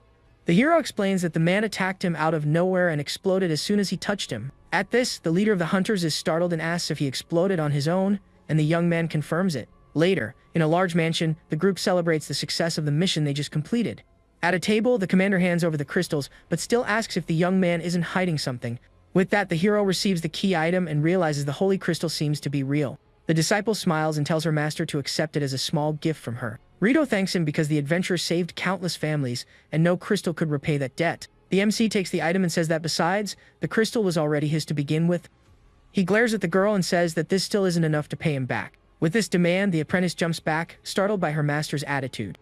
Without a second thought, the girl jumps through the window to try to escape paying the debt. Outside, the girl waves and makes up an excuse about helping a donkey in labor to get away. Our MC grumbles in anger as his disciple managed to escape once again. Rito says goodbye and says he will notify the young man about the reward as soon as he confirms everything. The white-haired guard cries for the lost ladies, and his partner hurries him to leave. Meanwhile, the little blonde celebrates because she'll get to devour all the food on the table by herself. Seeing the scene, the hero has an expression of pure boredom and irritation with his companions. Suddenly, a tall, blonde woman in a nun's habit arrives and approaches their table. She introduces herself as Fayin, the sheriff of these lands, and addresses the MC directly. Without beating around the bush, the woman informs him that he is the prime suspect in a murder case. The young man is completely shocked and, not understanding anything, questions the sheriff's accusation. Fayin says a woman was found and that a witness saw him with the victim beforehand. He remembers their conversation and realizes that in the end, she couldn't escape the villain. The sheriff asks him to accompany her, but the young man defends himself, saying he was with the hunters. An assistant shouts for him to shut up and obey the orders given by his superior. The woman scoffs at the hunters and says they serve the imperial court directly. The MC defends himself and says he already said he's innocent and has no time to waste. With a challenging look, he asks if the woman really thinks she can stop him. But suddenly the young man feels something strange and is completely confused, not understanding. The sheriff grabs him and lifts him effortlessly, and he wonders why his body is floating. Then she turns him upside down and says that no criminal ever escapes her. With absurd strength, the woman throws him with full force against the mansion floor. Fallen on the floor, the hero is shocked and wonders how she can do that. Fayin steps on his chest and informs him that he is under arrest for several serious crimes. She completes the list of accusations, talking about disturbing the public peace of the city. Sometime later, we see the adventurer tied up in a dark interrogation room. The woman approaches and says that if he doesn't confess the truth, he will never leave there. The young man insists he has nothing to do with the case and tells her to ask the hunters. But the sheriff changes tactics and starts flirting with him, calling him a problem child. This unexpected attitude leaves the MC sweating and completely uncomfortable. Suddenly, the ropes glow, and the hero feels his legs becoming heavy out of nowhere. The woman stares at him with a dark look and says she will make him submit completely. The young man then realizes she has telekinesis and can even change the weight of things. Then we see his disciple mocking him and wondering if her master only just figured that out now. The sheriff lifts him into the air again and demands that he confess the crime once and for all. She taunts him, saying his knees won't be able to bear the weight on him. At that moment, an assistant appears at the door and calls for Sheriff Fayin with some news. The man says the hunters have confirmed his story and asks her to release the prisoner. The woman gets annoyed and questions her subordinate's order to release the adventurer. Though reluctant, she releases him and says the young man is free to go. But with a smile, she threatens him and says next time, she will train him for real. The hero accepts the challenge and says he will eagerly await this training from her. Suddenly, the sheriff screams in pain as thorns seem to emerge from her own clothes. She looks down, completely confused, and wonders what the heck is happening. Fayin then realizes her body won't move, and she is completely paralyzed. She turns and understands that he copied her ability and used it against her. The woman shouts that it was an unbearable humiliation to be put in that situation. But with a flushed face, she wonders why it left her a little excited. Later, we see a large and imposing white castle standing out against the blue sky. Walking down a corridor, the woman's superior asks why the suspect was released. The man explains that a person paid a huge bail after hearing about the young man's arrest. He continues, saying that as she knows, half of their expenses come from that funding. Even with the explanation, the sheriff remains annoyed and thinks it was an exaggeration. Her boss calms her down, says there's another reason behind the prisoner's release. He reveals that the results of the truth device showed that the witness lied. The woman is surprised and questions if the testimony that he was with the victim was false. Then the superior notices she is sweating a lot and asks if the place is hot. Averting her gaze, the blonde replies evasively that maybe it's a little warm. She thinks about the effort it took to undo the telekinesis the MC used on her. But the real problem there was the jerk who gave the false testimony about the case. With a dark smile, she prepares to begin the culprit's delicious trial. Meanwhile, the liar screams desperately in the dark and empty interrogation room. Back outside the castle, our MC is finally free from the unjust imprisonment. Suddenly, a black-haired girl calls his name and runs towards him relieved. He recognizes her as Miyoto and asks if she was the one who negotiated with the sheriff to release him. The young man then questions how she found him, and the girl says she has something important to tell him. With a serious expression on his face, the hero listens attentively to what she has to say. Miyoto explains that a merchant returned from a northern city and said a battle had started there. Surprised by the news, the adventurer repeats the word, battle, not quite understanding. She recounts that the Izumi family attacked the Tatsumas, and that she tracked him down to warn him. The young man then realizes the Izumi family had been planning this attack for a long time. He thanks Miyoto for the warning and says he needs to return to the city immediately. His disciple appears and says she'll go with him, because taking care of those guys will be no problem. With that, the merchant offers the fastest horse from her guild for him to use. The MC is impressed and comments that she seems to have prepared everything for him. He thanks her again and asks her to tell Broth that his adopted son died in peace. Without wasting time, the hero rides at high speed to reach his destination quickly.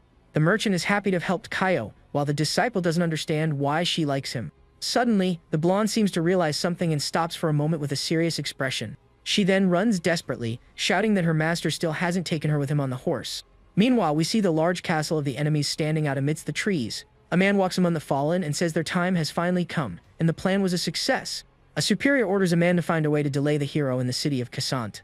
Their leader says he has sent extra men to corner a lady on a mountain. At this, we see the MC's allies being surrounded by several enemies on a battlefield. The white-haired girl asks her companion Toki what they should do now, but the young man smiles and says now is the time for her to test the martial arts she learned from the master. One of the enemies scoffs at her technique and challenges her to use it, saying he might take her as a lover. With a furious look, the white-haired girl glares at the man who provoked her with disdain. Back at the castle, the leader orders them to surround all members of the Tatsumi family, leaving no one to escape. Cutting the scene, we see another large castle in the distance, indicating a new place of conflict. We see a red-haired woman with a serious and focused look on her enemies. Floating above the bodies, she says they are not special and don't even compare to her master. The woman then thinks she could drag the fight out until night to finish them all off at once. With a malevolent smile, she decides to do this as it would also help her conserve her energy. Her eyes glow intensely as she prepares for her nocturnal plan, but suddenly her expression shifts to surprise as she realizes something is wrong. The woman senses someone incredibly powerful and wonders if it's her master's arch nemesis. With that, the woman crouches down, bracing herself for what's to come. Enveloped in a red aura, she prepares to fight with all her strength. Flying through the skies, the demoness points to the castle, saying the presence is there. With a determined look, she declares she will defeat this new threat with a single blow. Then the woman unleashes an attack called Dreadful Haul, creating a tornado of red energy. The attack travels rapidly and causes a massive explosion of power in the direction of the castle. In the castle, the enemy leader is shocked and wonders what the heck that was. He then sees another figure in the air and complains that he didn't expect them to be so prepared. With a smile, the enemy leader comments that it seems their reinforcements have finally arrived. The white-haired man shouts that the Izumi family is superior and will show their true power. Meanwhile, the other ally is sweating bullets, completely shocked by the turn of events in the battle. From above, the demoness is surprised to realize the target of her attack is still alive. From the clouds of smoke, a large white beast complains that her blow really hurt a lot. The winged wolf then roars and accuses the woman of always using dirty tricks to fight. But the redhead just glares at him and calls him a big cat, making the creature furious. With a smile, she asks how many of a cat's 9 lives he lost with that attack. The beast roars and challenges the woman to find out for herself, getting ready for a brawl. Then the demoness also prepares for the fight, covered in her red energy. Without hesitation, the winged wolf fires a powerful beam of blue energy from its mouth at her. The two attacks collide in midair and create a massive explosion of power in the sky. The old leader wonders if there are other enemies, as he thought only one person would come. In the sky, we see several clones of the two fighters clashing in a fierce aerial battle. The white-haired man suddenly intervenes and shouts for the two to stop fighting. The dark creature then questions who the heck the man is who interrupted their fight. The enemy leader asks if they are his reinforcements and orders them to stop fighting and help him.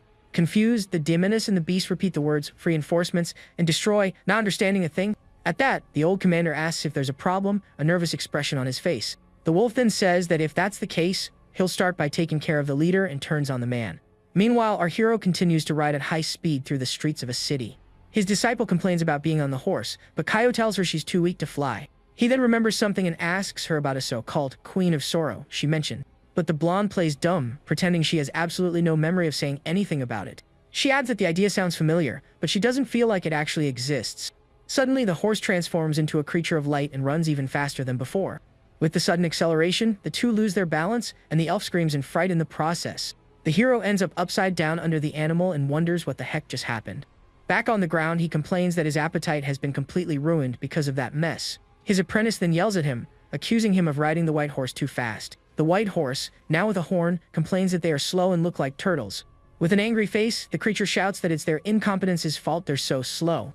Annoyed, the MC blames the creature for his horse's demise and demands it get him another one. Then the magical being says it will be merciful and points to the old, lifeless horse on the ground. But the animal explains that it's busy and needs to get a fruit, promising a faster horse. Next, the unicorn dashes off at high speed, leaving the young man behind to watch. It shouts that the fruit only grows every 10 years, so it has to get it no matter what. With a smug look, the magical being continues its run without a care in the world. Suddenly, the hero appears in the air and hits it dead on, leaving the creature completely confused. Now mounted on the unicorn, the young man scolds it, saying it needs to follow the rules of the road. The creature is completely terrified by the situation and can't believe what happened. Frightened, the animal wonders how a mere human was able to match its speed. The MC then comments that if the creature is that fast, he has a new destination in mind. Enveloped in a dark aura, the man says that from now on, the unicorn will be his new horse. Shocked, the magical being questions if the young man really wants to turn it into his mount. The unicorn gets irritated and says it's a divine beast of the Karen clan, to which even emperors bow. Furious, the animal shouts that the idea of becoming a horse is completely absurd and has crossed the line. With a threatening glare and glowing eyes, the hero asks if the creature is refusing to obey. Scared to death, the creature does a complete 180 and says it would be an absolute pleasure to take the job. Satisfied, the young man smiles and orders them to depart, as the Tatsumi mansion is in a city to the north. Then the two shoot off at high speed, leaving a trail of light in their path. Back at the enemy castle, we see a huge crater on the ground, the result of the previous battle.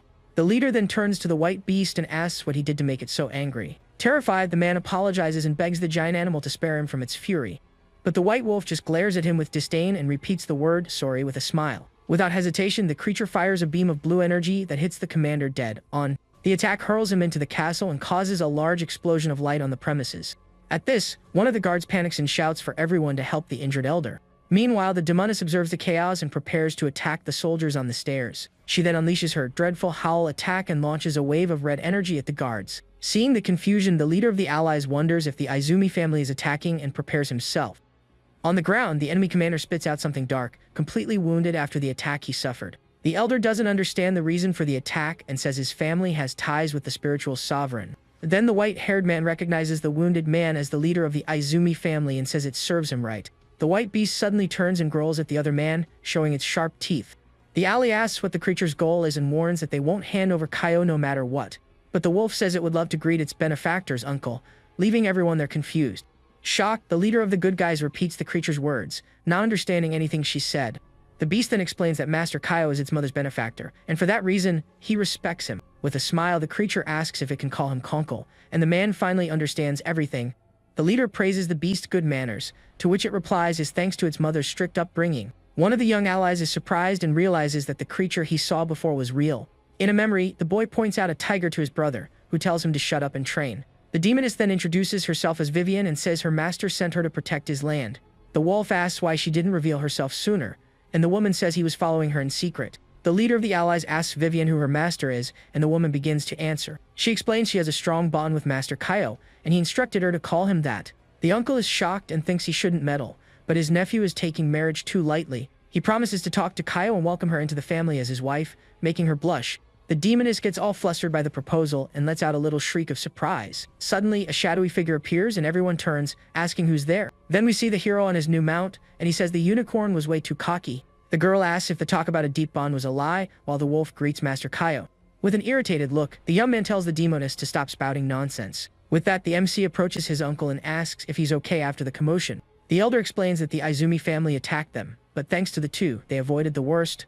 The hero thinks and says that now the enemies know what happens when they attack the Tatsumi family. The enemy says it's the law of the jungle and asks if the hero's younger sister is safe. With a shocked look, the MC realizes the threat and desperately shouts Runa's name. Without wasting time, the group flies quickly through the skies on the back of the great white-winged wolf. With a furious look, the hero warns that if anything happens to Runa and Toki, they will pay dearly.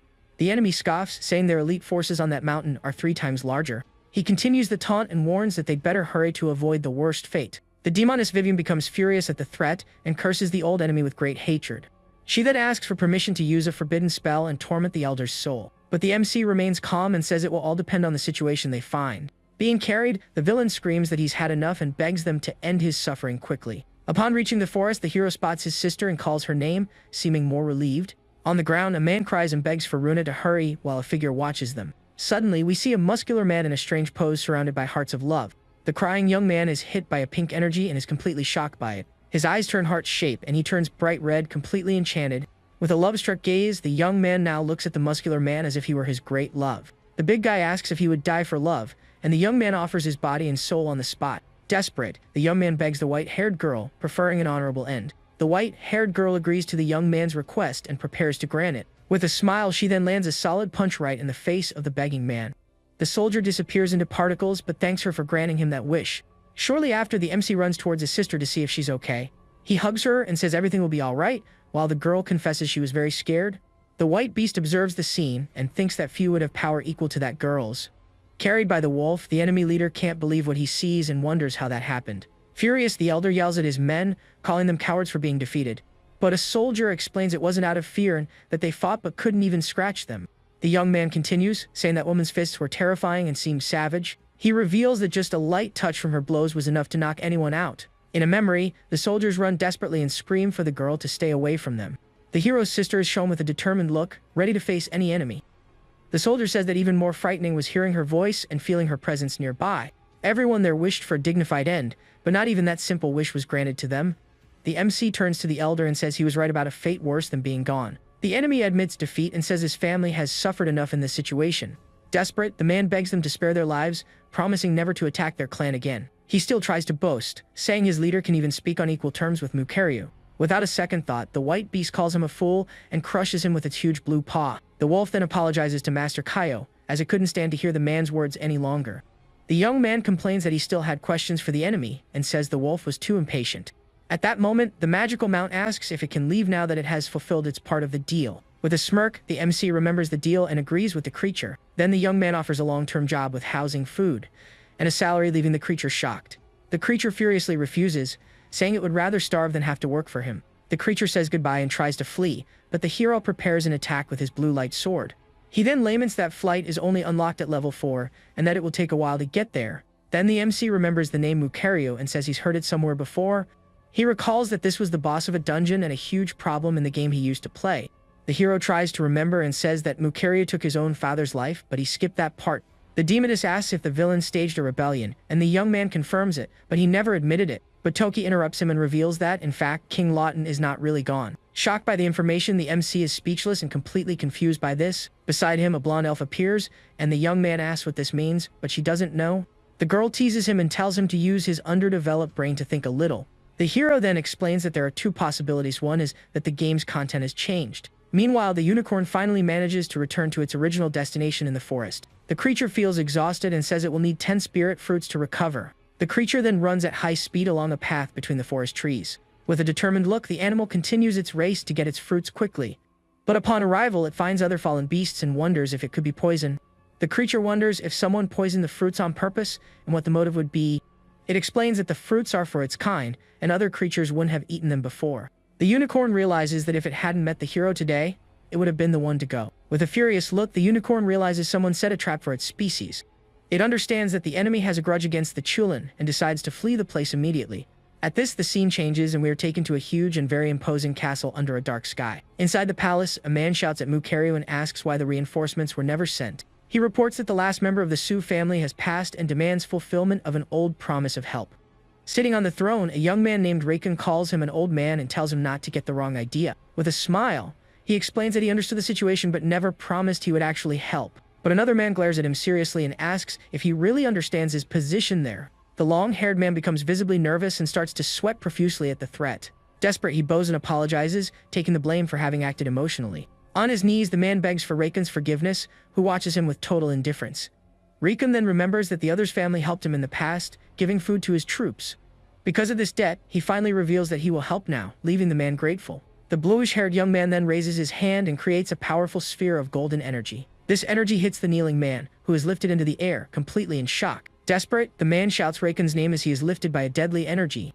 Raikun says since he's the last of his family, he'll send him so he won't be alone. The man begs him to stop but is completely consumed by a golden light. Without mercy, the bluish-haired young man makes the man's body explode into pieces. He orders the guards to clean up the mess and threatens them with the same cruel fate. Next, the young man turns to a hooded figure named Fogg and says he is not exempt. The young man questions him about the delay in capturing a simple mermaid in a Kulin. Fogg apologizes and says they had complications but got an important lead. The elder explains that a man caused a commotion at Lake Izumo to help Sin escape. As he approaches the throne, he shows an energy sphere with an image inside. In it, the MC and the white-haired mermaid appear together, looking like a couple. The hooded figure continues, saying the same energy was felt where they were going to capture the Chulin. He asks if the hero was sent by someone, and Raikun suspects an old acquaintance. But he dismisses the idea because he needs the sample before the Jano army appears. Finally, the young man orders them to eliminate all the worms who dared to challenge him. Fogg agrees with the order and says he will eliminate everyone around Tatsumi Kaio without exception. At this, the scene takes us to a white building in a calmer, more peaceful location. Returning to the MC, he analyzes an old map with great attention to detail. The hero then realizes the map is completely different from the one he knew in the game. He concludes that if he's right, the story takes place even before the beginning of the game he played. Just then, the blonde elf pops up and congratulates him, calling him Trash Master for figuring it out. With a smile, the girl announces that because of this, she will grant him a special bonus from her. Meanwhile, the demoness says goodbye to Master Kyo as she needs to resolve other matters. The bluish beast comments that its mother also has something for him to help with and needs to leave. Then the elf throws a shiny object towards the MC as his reward. The young man catches the item and is confused, wondering if that was really the so-called reward. He says it looks like a dog bone and offers it to the beast Piazza, who is watching him. The animal happily takes the object in its mouth and seems to love the gift it received, but the beast soon realizes that it's a level 6 divine artifact with an incredible effect. Piazza asks if it can keep the item, and the hero says it's the only one there who can use it. The hero puts away 2 books and says he'll give them to Toki and Runa later. He then turns to the demoness Vivi and asks her to turn her head to the side. The girl misunderstands and gets closer to him, asking if he wants some alone time right there. Annoyed, the young man gently pushes her away and complains that's not what he was thinking at all. He then shows her a book with a purple aura and says it's a skill for her clan. Suddenly, the girl duplicates, and now there are 2 of her, leaving her very confused. The 2 of them celebrate excitedly, saying now they can serve their master with double the strength. Satisfied, the hero says it's now time to get his qualification to level up, but he turns to the elf and asks why the heck he needs a qualification for that.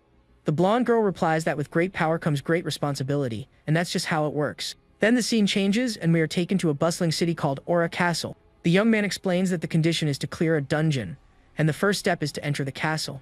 Looking at the place, the MC remembers something important about Aura Castle. At that moment, we see a woman with a crown walking with guards and talking about a mission from Raken. She sees the mission as a great honor and promises she will make sure to do everything right. Pulling the young man's arm, the elf excitedly comments on something that looks delicious nearby. Just then, a woman dressed as a nun recognizes him and is shocked by his presence there. The young man then recalls that Aura Castle was the scene of a massacre where Mukere eliminated his father. However, he doesn't remember the exact date of the event and needs to think of a way to warn the citizens. He then turns to the elf and asks what happens if he changes the events of the game. The blonde girl replies that she doesn't know and that he will have to bear the consequences of his actions alone. With that, the elf simply flies away, and the hero decides to go look for Duke Raoul first. Hiding behind a wall, the same woman from before watches the young man walk away alone. Arriving at the entrance, 2 guards block his path and say the Duke only sees invited guests. He replies that he just needs a ticket for the test and provokes the guards to get it for him. Furious, the soldiers raise their weapons and threaten to show no mercy if he advances. The hero remains calm and says he understands their job and doesn't want to make things difficult. He then adds that in that case, he'll just enter the castle on his own. The guard is impressed by the intruder's courage and concentrates energy in his hands. At that, the soldier launches a dragon attack with his spear and tells him to retreat if he wants to live. Without moving, the hero faces the energy dragon coming towards him without any fear. With a simple movement, he extends his hand and easily catches the soldier's attack. The young man redirects the energy upwards, sending the surprised guard flying with the impact. At that moment, a butler appears, and the MC turns to face the newcomer. The man introduces himself and asks for the intruder's name as he defeated a guard with a single blow. Kaio says his name, and that he just wants the Duke's permission to train without causing trouble. The butler laments and says the timing is bad because the Duke is dealing with a problem. He explains that the Lord is busy and asks the young man to return another day to talk. But the hero offers to help with the problem, and the butler ends up agreeing to take him. Entering the hall, we see several people gathered, looking at a man at the top of the stairs. The man explains that he gathered everyone to ask for help with his daughter's illness and will reward them. He then swears on his life that he will grant any wish of whoever manages to cure the girl. With that, people start entering the Duke's daughter's room to try their luck. One of the guests asks what the illness is, and another comments that they could marry her if they cure her. Suddenly, the sound of breaking chains echoes through the room, catching everyone's attention. Next, a girl with a stitched mouth appears, floating and bound by energy chains. A young man with an eye patch and a blue-haired girl are shocked and ask if the illness is that serious. The Duke confirms it's the zombie disease and says there's nothing more he can do alone. He explains that's why he called them, and the terrified guests start to flee, afraid of infection. One of them screams that he doesn't want to end up like that, but a white-haired girl offers to help. With a determined look, the woman asks Duke Raoul to allow her to try to cure the girl. She says she will use holy light to save the young woman, and the Lord is very grateful for the attempt. But upon using her power, the healer realizes the holy light is being rejected by the girl's body. Even so, she doesn't give up and decides to concentrate all her energy to try one more time. The sick girl seems to be in a lot of pain and writhes as the light hits her directly. The white-haired woman gives up, frustrated, as the holy light doesn't respond at all. She then turns to leave and comes face to face with the MC, who is watching her with his arms crossed. At that, the hero remembers that Mukere's massacre happened because of a zombie disease outbreak. He recalls that the infection spread quickly, and Mukere tried to save everyone, but it was impossible. In the end, he had to eliminate the infected, and the young man finds the story similar to that of a teenager. The woman apologizes to the Duke and says the only thing to do to put an end to the girl's life. Furious, the Duke shouts that this is out of the question, as the girl is his daughter and a human being. But the woman argues that if the situation continues, everyone in the castle will be in great danger. Suddenly, the MC butts in and suggests she try using the shadow arts. Confused, the Duke asks who he is and what these arts he just mentioned are.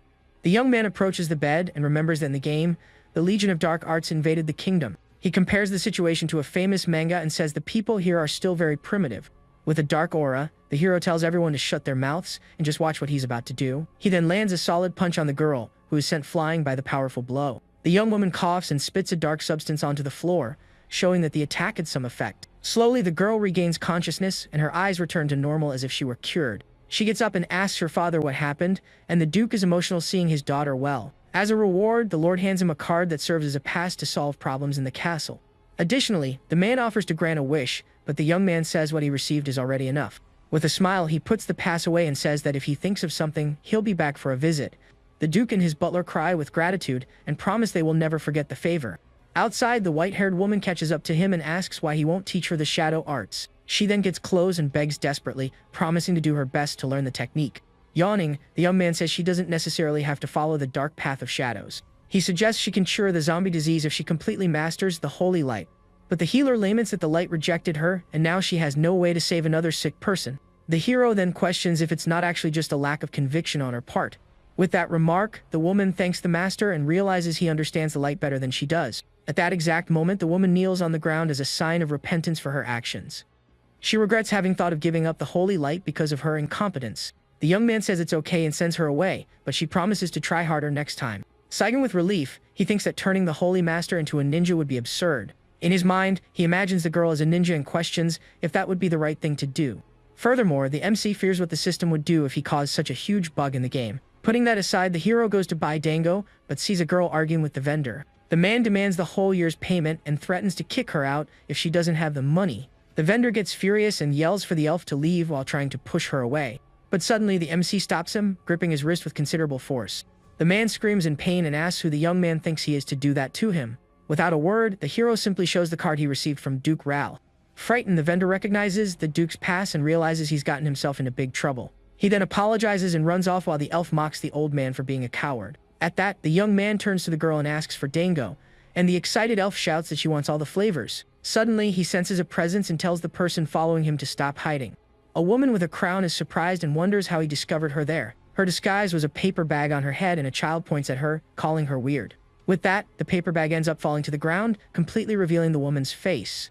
She says that Reiken's instructions were right because there weren't supposed to be zombies in the castle. The girl then says that the water source has been contaminated and asks the young man to go fix it. The hero turns and refuses the request as he doesn't care about her empire's politics. He then simply offers a skewer of dango to the elf, who becomes very happy. The young man eats his dango and says he has nothing to do with Reiken or anyone else.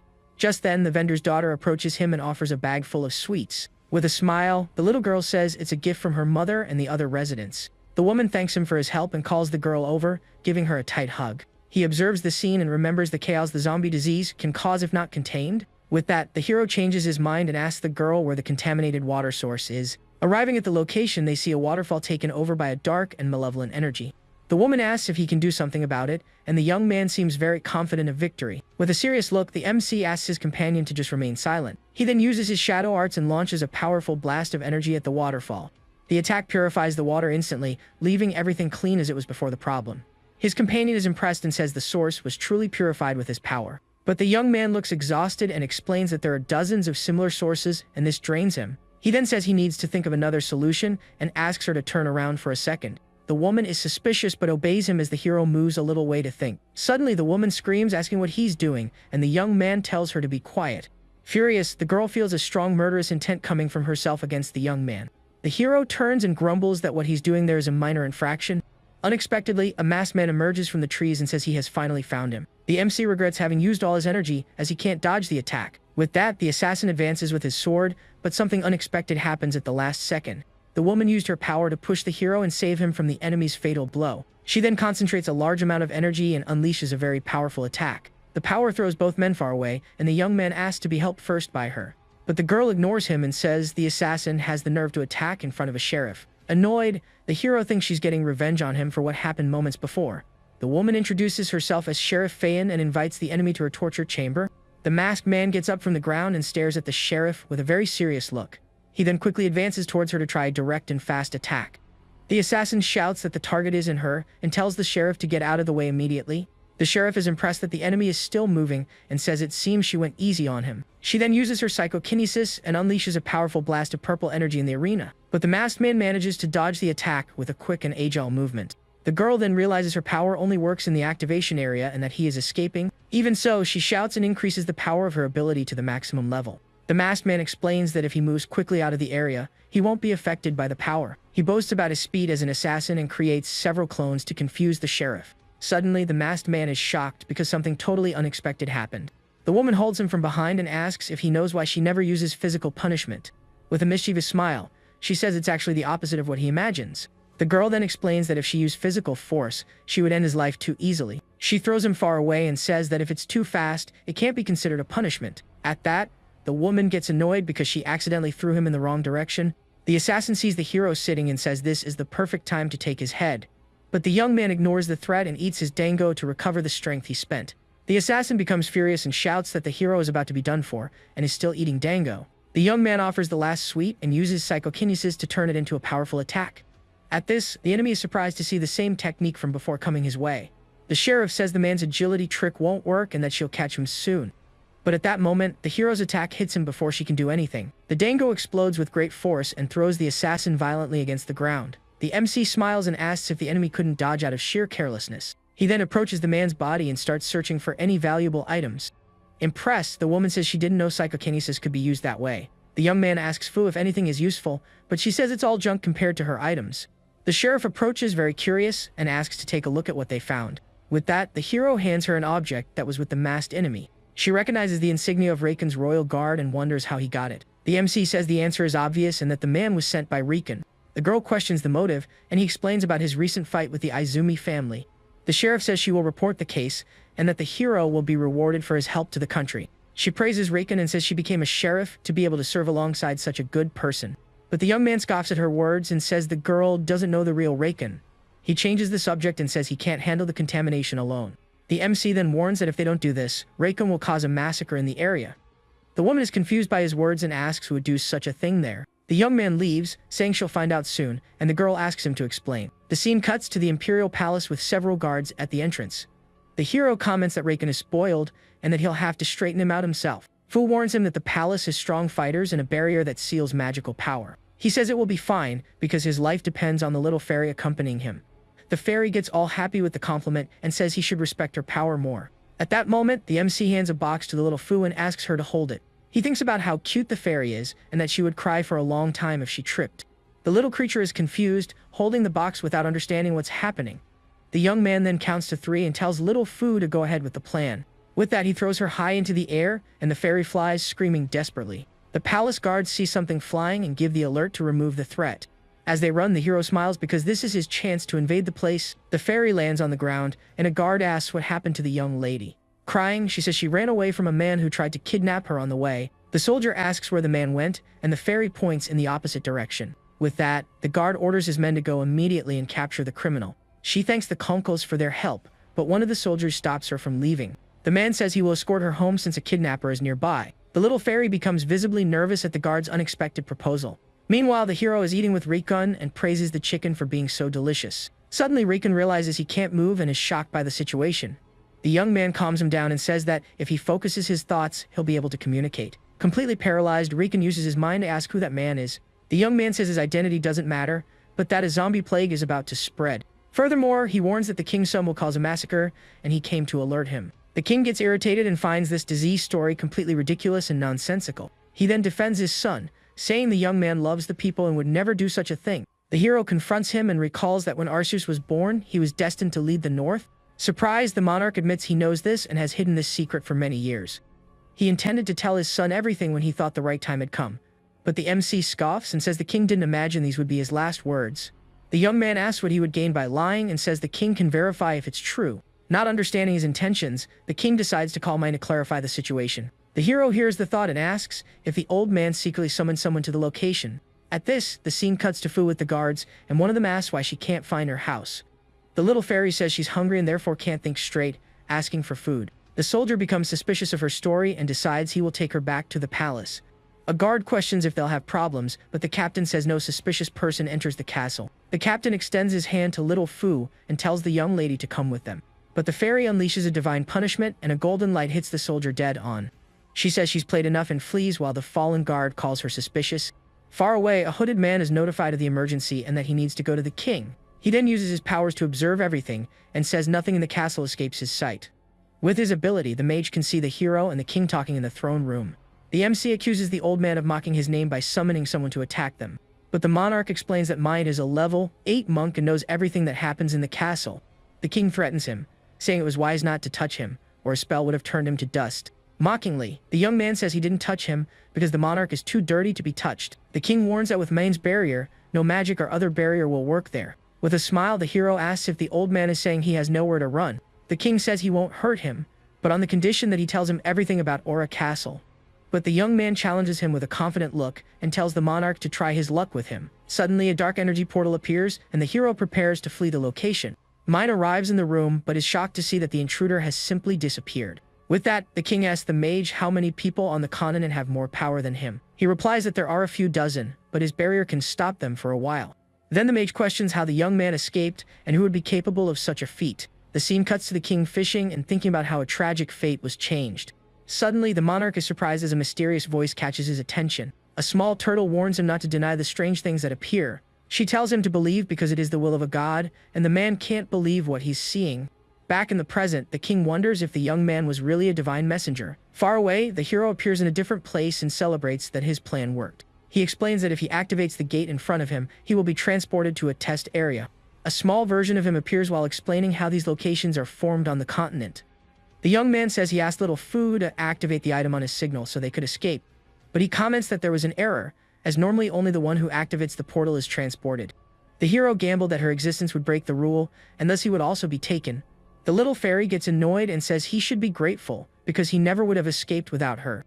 To calm her down, the young man offers a piece of food to the little creature. She eats it and praises the food, saying she's satisfied, and the hero jokes about her appreciating him. The young man stretches and imagines the monk's frustration, lamenting not seeing his face.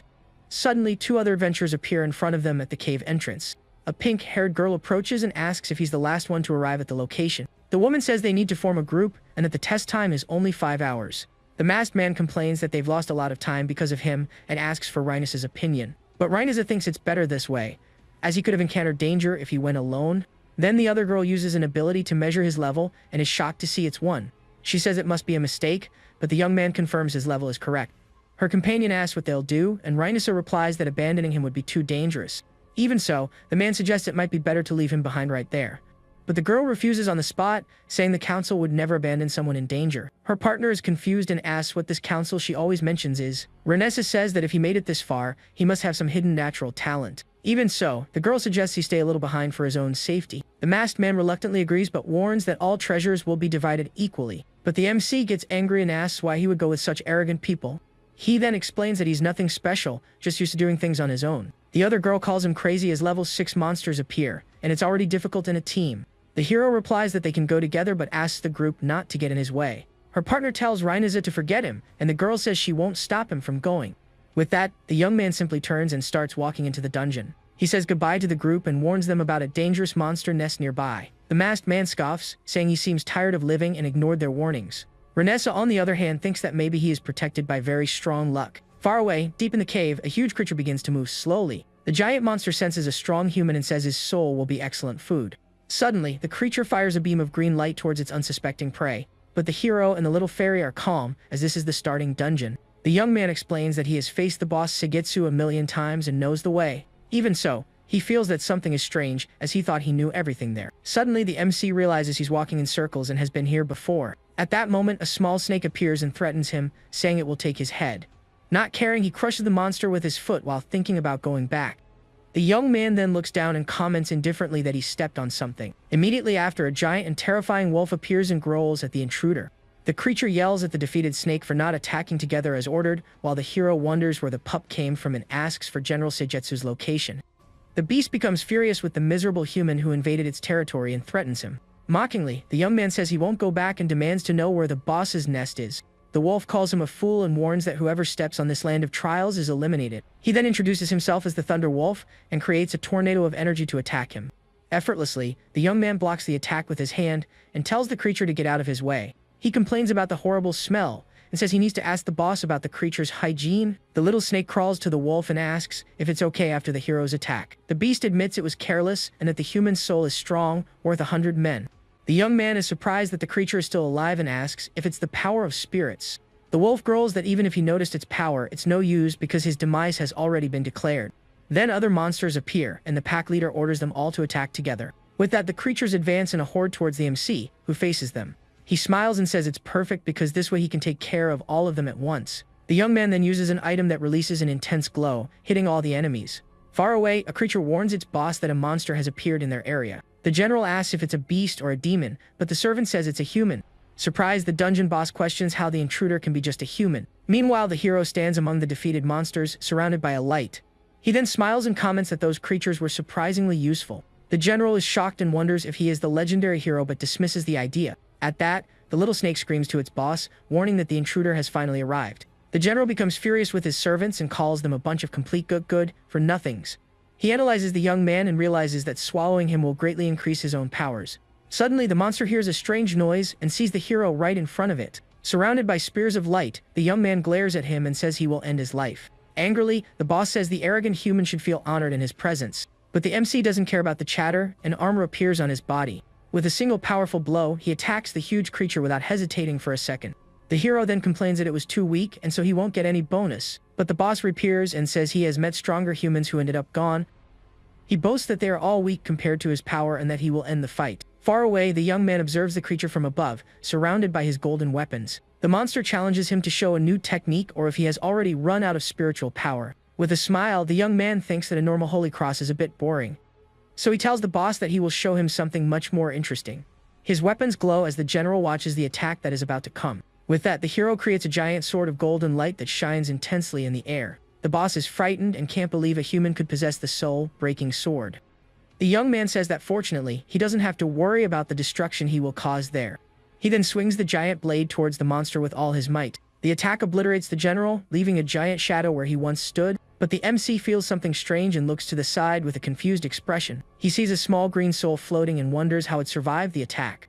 The young man gets annoyed and questions if a single blow wasn't enough to end it all. Suddenly, the green soul asks the hero to wait and not to attack it again. Soon, the soul transforms into a beautiful woman who thanks him for finally being freed.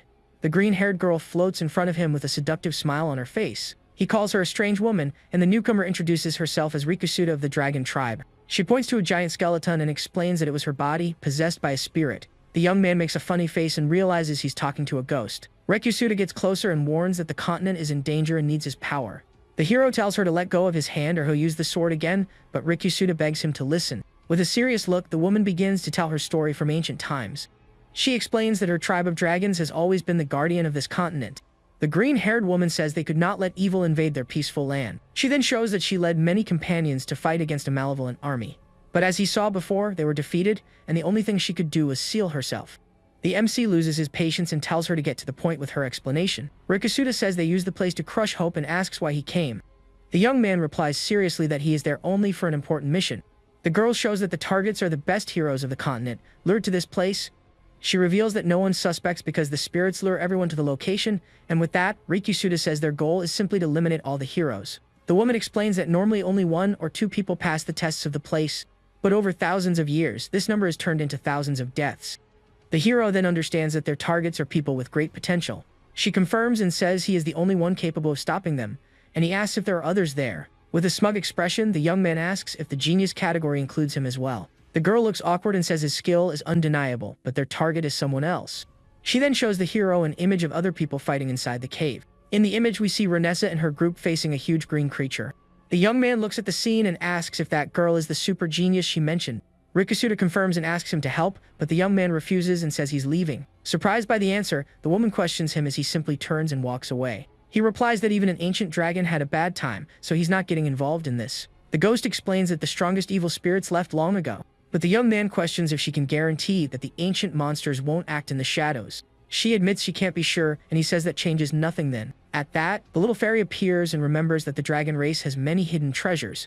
The young man scoffs and says she's a ghost and asks what treasure she could give him. Suddenly, the woman gets an idea and shouts with a determined expression on her face. The hero and the fairy exchange a mischievous look as their plan worked. The woman says she has something to help and offers her essence to strengthen his heart. She explains that dragon hearts are what evil spirits fear most, which is why they waited. The ghost continues, saying that if the warrior gains a dragon's heart, everything will change. Impatient, the young man tells her to stop stalling, and the girl asks him to wait a moment. With that, her green essence floats towards the hero's body, who watches it. Meanwhile, Reniza complains that she can't even scratch the giant monster's defense. The creature effortlessly blocks her attack and throws her far away with a single blow. The other girl in the group is on the ground and complains that her magic is being interrupted. Seeing the situation, the partner with the staff runs to help his leader in the battle. The green monster smiles malevolently as the young man tries to hit it with his club. Rhaenys wonders if she should use her special ability or if there's still a way to retreat.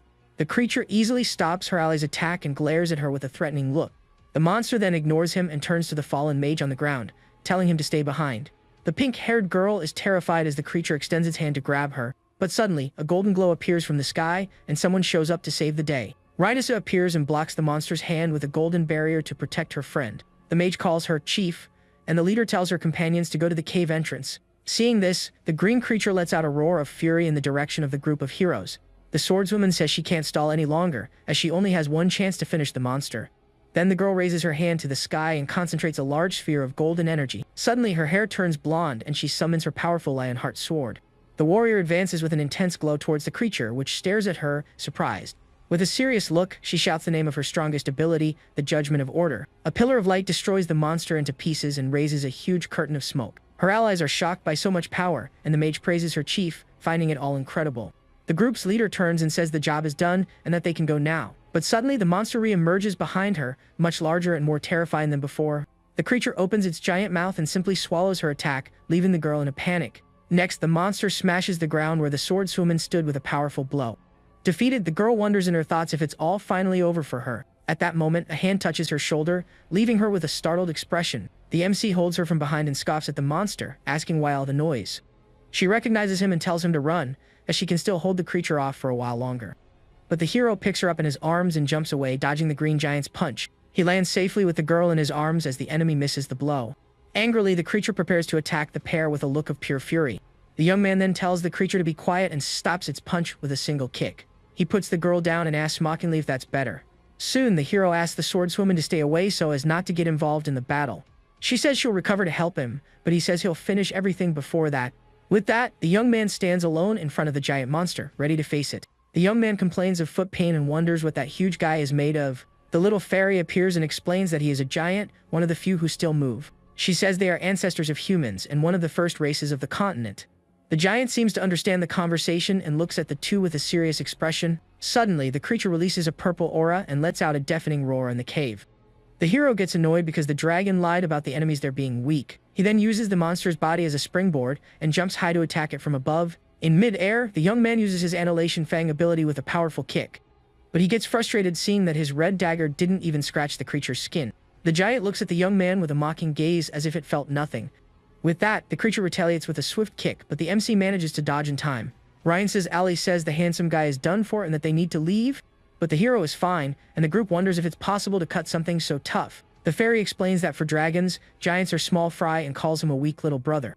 Tired, the young man tells the girl to leave if she wants, as he will stay and finish the fight. With a determined look, the MC firmly states that he wants to end this. The little fairy warns that this is a system plan and suggests he forget the rewards. But Rhaenys refuses to abandon the one who saved her and says that's not her way. Her partner agrees, and the leader says she can use strength and agility buffs on them. The masked partner shows his staff that he bought for 300 gold coins. He then throws the weapon to the hero and says the equipment is all is now. The young man catches the club and comments that it's no big deal but might work. With that, he prepares to attack the monster and says it's worth a shot. Seeing the scene, Rhaenys' ally is in shock and asks what he's doing. The staff hits the giant's head but seems to cause no real damage. The young man says nothing ventured, nothing gained, and that the creature is slow despite being strong. He comes up with a plan and asks the girl to distract the creature so he can attack. Immediately after, the giant smashes the ground with a powerful punch, creating a crater. The hero takes the chance and shouts for Rhaenys to attack now that the enemy is distracted. The other two companions shout for them to finish it, as they need to win the fight. But suddenly, the mouth on the giant's belly opens, surprising the MC. A bizarre red tongue comes out and grabs the young man, completely by surprise. The thing pulls him into the creature's mouth while he's caught off guard. With a malevolent smile, the giant closes its mouth and swallows the hero in one go. Shocked, the mage laments the hero's fate, while the other cries for his 300 gold coins. Meanwhile, Rhaenys advances with her sword in hand, shouting for the giant to give back her ally. The The swordsman lands a powerful blow on the creature's back, but it seems to have no effect. With a furious expression, the girl tries to pry open the monster's mouth to get him out. Seeing the girl there, the giant raises its huge fist and prepares to crush her. Powerless to continue, the warrior stands helpless in front of the creature's bizarre mouth. At that moment, the enemy opens its maw once more, ready to devour her too. But suddenly, the monster stops and the hero asks how it feels with a dragon inside. Inside, the young man realizes the little fairy didn't lie about his power being poison to them. He observes the green energy sphere in his hand and confirms it's the deadliest type of all. Outside, the giant begins to writhe in pain, with thorns emerging from its belly. With a mocking smile, the young man says he will end the enemy's suffering for good. Next, a massive yellow energy slash passes through the giant's entire body.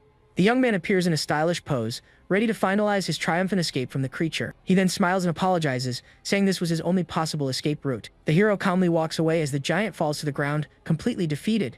Rhinessa notices the cave is collapsing and shouts for everyone to run. Suddenly, the little fairy returns to her original form and says the giant has found peace. She explains that with this, the evil power spread throughout the region has been greatly reduced. The scene shifts to a palace where a man asks the spiritual lord about the king. The gray-haired young man hears that his father, the king, has left the palace and is surprised. At that, the young man feels a strange pain and brings his hand to his mouth with a pained expression.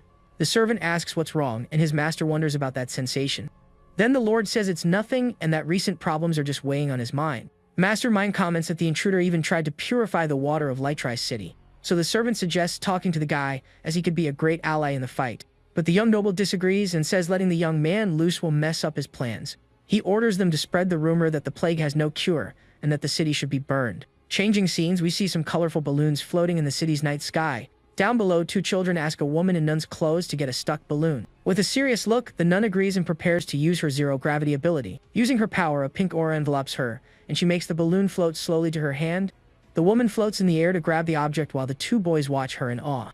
But she notices the kids' mischievous expressions and realizes they're just messing around. She returns the item and warns them, but one of them asks for help getting his cat stuck in a tree. Losing her patience, the nun seems about to explode over the two boys' prank. Suddenly, the woman punches the ground with all her might, sending the two brats flying. Fallen on the ground, the two complain of hand pain, pretending to be very hurt. The girl glares at them with contempt and says, if they were older, they'd already be in jail. She thinks that a guy warned of something big in the city, but everything seems very quiet. Just then, a desperate woman runs up to her and grabs her arm, begging for help. The terrified woman says that in that direction, someone is attacking and eating other people.